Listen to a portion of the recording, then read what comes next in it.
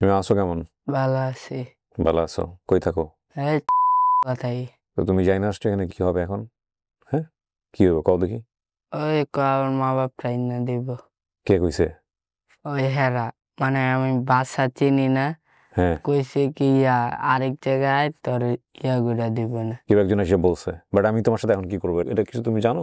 না জানো না? তো এই যে এটা কি স্টুডিওর মধ্যে কি করতেছি আমি?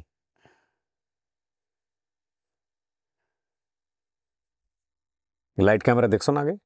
দেখছো? ছবি টবি তুলছো কখনো? হ্যাঁ তুলছি। তাই যে মনে করো এখন ছবি তুলতেছি, তোমার ছবির জায়গায় ভিডিও করতেছি। ফেসবুকের নাম শুনছো? ইউটিউবের নাম শুনছো? দেখছো কখনো? তোমার মোবাইল আছে? মোবাইল নাই, আমার মোবাইলে দেখছিলাম। আমার মোবাইলে দেখছিলা? বাড়ি থেকে কি নিজে বেরো আসছো? না তাইলে ঘটনার কাছে দাঁড়াও, আমি একটু শুরু করি। তোমার এই ভিডিওটা আমরা ফেসবুকে ছাড়বো, ইউটিউবে ছাড়বো, বাপ মা খোঁজার জন্য, বুঝছো? ঠিক আছে, সবকিছু বইলো তুমি। প্রিয় দর্শক এবং শ্রোতা, বুঝতেই পারছেন যে ভিডিওটা আজকে একটু অন্যরকম, একটু অন্যভাবে শুরু হলো।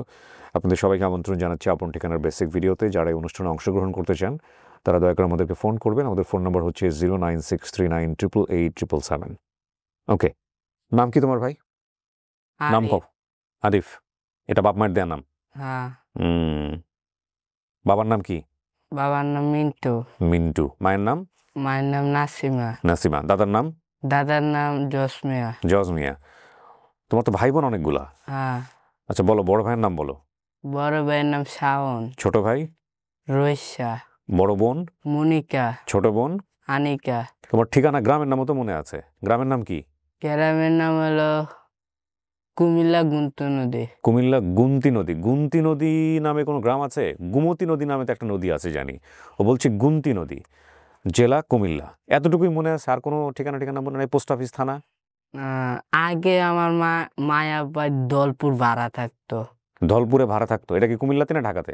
এই ঢাকাতে সায়দাবাদের ওদিকে। ভাড়া থাকতো। আচ্ছা, ঘটনা কি ঘটছে একটু বলো তো আরিফ। কেমনে কেমনে কি হইলো? কেমনে কেমনে তুমি হারাইলা? মানে হারাইছে কেমবে, ওই যে আমি একদিন গেছিলাম, মা মা আব্বাই ঝগড়া করছে না। হুম। পরে আমি বাইরে গেছি।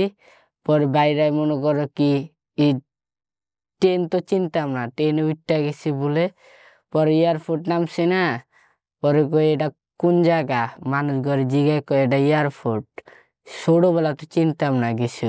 হুম। পরে পরে মনে করে কি আমার অনেক খিদা লাগছে। হুম। সবাই একটা বেড়ায় ডাক দিল। হ্যাঁ দি পুলিশ, আমি খেয়াল করি নাই। হুম। কয় কি বাবু, ওদিকে তোমার মতো বাচ্চারা ভাত খাইতেছে আয়ো। হুম। পরে আমি গেছি, আমার থানায় লইয়া গেছে গা। আচ্ছা, থানায় নিয়ে? থানায় লিয়া রাখছে 3 বছর। থানার মধ্যেই? হ্যাঁ, জেলে জেলে। ও জেলে রাখছে? শিশু আশ্রয় কেন্দ্র। শিশু আশ্রয় কেন্দ্রে রাখছে। আচ্ছা, তারপরে? তারপর অন্তে অফিসারে আমারে সাইডা দিছে।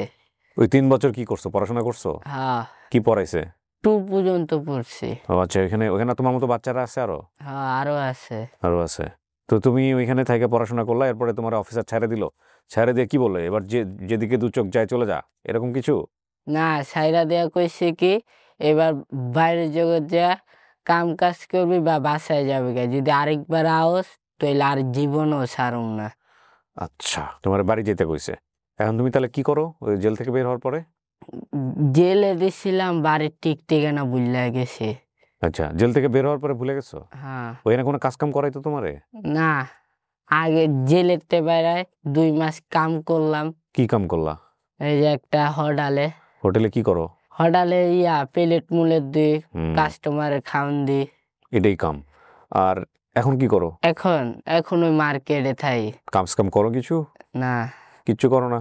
খাবার টাবার কে দেয়? খাবার টাবার ওই যে ওই বাইরে দেয়, আমার লুয়ে এলো দিয়ে। আচ্ছা, তাই ভাইটারে একটু নিয়ে আসি। ওনার ভাইটাকে নিয়ে আসো। সালাম আলাইকুম ভাই, ভালো আছেন? বসেন বসেন ওনার পাশে। তুমি একটু ডান দিকে আসো বাবা। হ্যাঁ।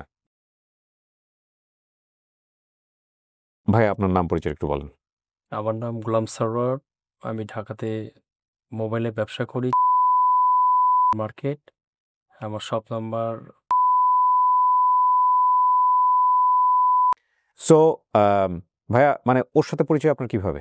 ও আমাদের মার্কেটেই অধিকাংশ সময় কিছু মানে পোলাপানের সাথে চলাফেরা করে আর কি, আচ্ছা, টোকাই পোলাপানের সাথে। হ্যাঁ, তো হঠাৎ করে ওরা আমি কয়েকদিন আগে অনেকদিন ধরেই দেখি ওরে রাত্রেবেলা দোকান বন্ধ করেই আমি বিপরীত পাশে যাই, ও কোন সময় এসে ভাইয়া আমাকে 10টা টাকা দেন না, 20টা টাকা দেন না, এভাবে বলে। তা আমি যখন যেটা পারি দেই।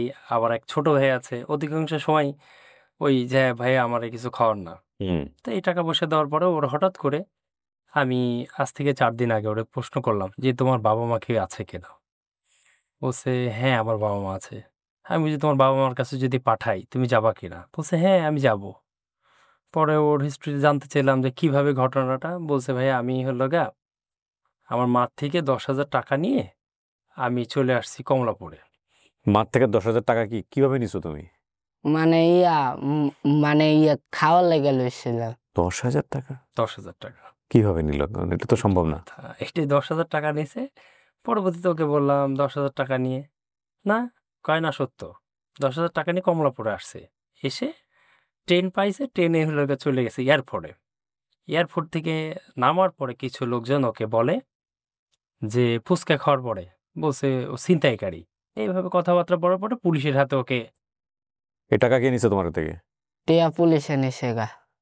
আচ্ছা, এই গল্প তো তুমি আমারে বলো নাই। 10,000 টাকা ওর মা ওকে দিছে না ও চুরি করছে? না মায় আমারে দিছে। 10,000 টাকা তোমার মা তোমাকে দেওয়ার কোনো সুযোগ নেই। না না এটাই হলো কথা, আমার ওইটাই কথা যে মা বাপ ওর এই বয়সে 10,000 টাকা দেওয়া কোনো প্রশ্নই ওঠে না। প্রশ্নই উঠতে পারে না। হ্যাঁ, দিয়ে বিপদে ফেলবে। মনে করেন যে দিলাম, তাও আমার বাচ্চার আমি শখ করে 10,000 টাকা দিলাম। দেওয়ার পরে তো আমি আমার বাচ্চাকে বিপদে ফেলতে পারি না। 10,000 টাকা অনেক টাকা, অনেক টাকা, সেটাই তো কথা, তাই না? সেটাই তো কথা। কিন্তু এখন কথা হচ্ছে ওর যদি এই পরিবেশেও যদি অভ্যস্ত হয়ে থাকে, ও বাড়িতে গেলে আবার বের হয়ে যাবে। এটা একটা বিষয়। এমনও হতে পারে যে আজকের ভিডিও করার পরে আপনি ওরা খুঁজেই পাইতেছেন না, কারণ ও জানেই না ও কোথায় আসছে। না না, ওকে আমি প্রশ্ন করছি তোকে হ্যাঁ, যদি বাবা মার কাছে পাঠাই দিই আমি একজনের সাথে কথা বলবো, তো আপনার হ্যাঁ, নাম বলছে আর কি, যে হ্যাঁ। বলছে এরকম ভাবে চেষ্টা করছে অনেকে তুমি পারে তোমার নাই। বাপরে মিস করো, মায়েরে মিস করো? খারাপ লাগে? ওদের জন্য খারাপ লাগে না? ওদিনকে কাঁদছিলাম, নামাজ পড়ছি না। হ্যাঁ, নামাজ পড়ে চাও তুমি। তোমার আব্বা আম্মা ঝগড়া করছে যে তুমি মন খারাপ করে বাসা থেকে বের হয়ে গেছে, এটা কোনো কথা? বাপ মা ঝগড়া, আমার আমার মারছে আব্বা আম্মায়।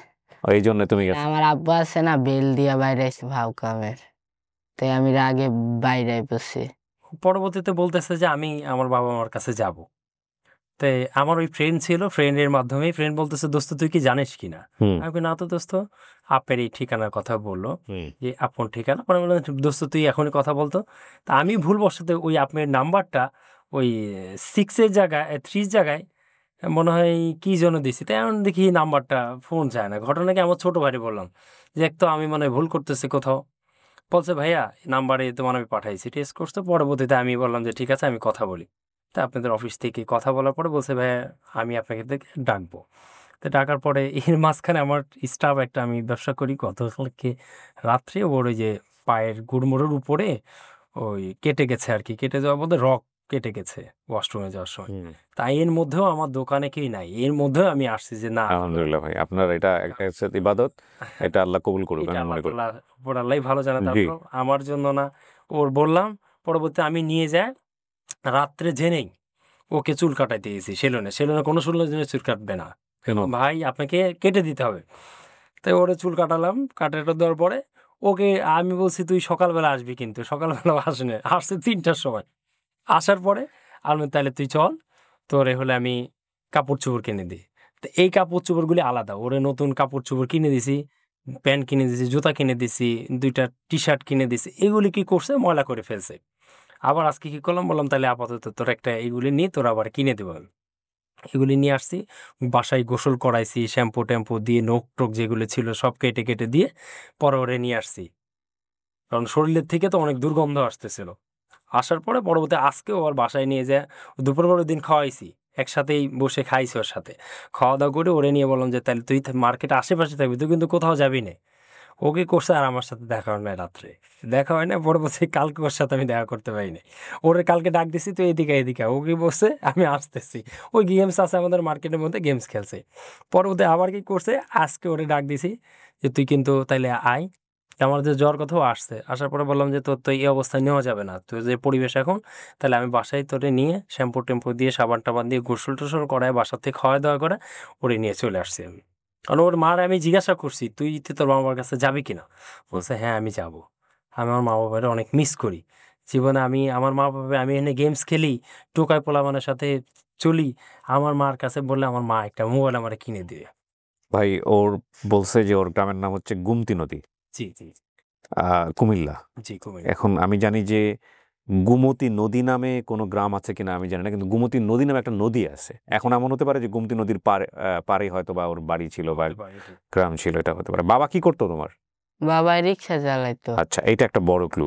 ওর বাবা মিন্টু এটা কি কুমিল্লাতে চালাইতো না ঢাকায় চালাইতো? এই ঢাকায় চালাইতো। ঢাকায় কই থাকতো? ঢাকা ওই যে কইলাম না ভাড়া থাকতো দলপুরে, ওদিকে। দলপুরে। আর ওর বাবার নাম হচ্ছে মিন্টু। মিন্টু মিয়া রিক্সা চালাইতো। অনেকগুলো ভাই বোন আছে, একটু চেষ্টা করি আমরা, প্রিয় দর্শক এবং শ্রোতা। ভাই আপনি অসাধারণ কাজ করছেন, বাকিটুকু আল্লাহ কবুল করলে। আমার ফ্রেন্ডে, তার আগে আমার এক ফ্রেন্ড আছে, হ্যাঁ, ও হলো গিয়ে আপনার ইউনিয়ন পরিষদে কাজ করে। আমার ফ্রেন্ডের তদনগত বললাম, বন্ধু ওর তো বাবার নাম জানে, মায়ের নাম জানে, তুই দেখতে একটু ওর দাদার নামও জানে, একটু হেল্প করতে পারিস কিনা দেখতো।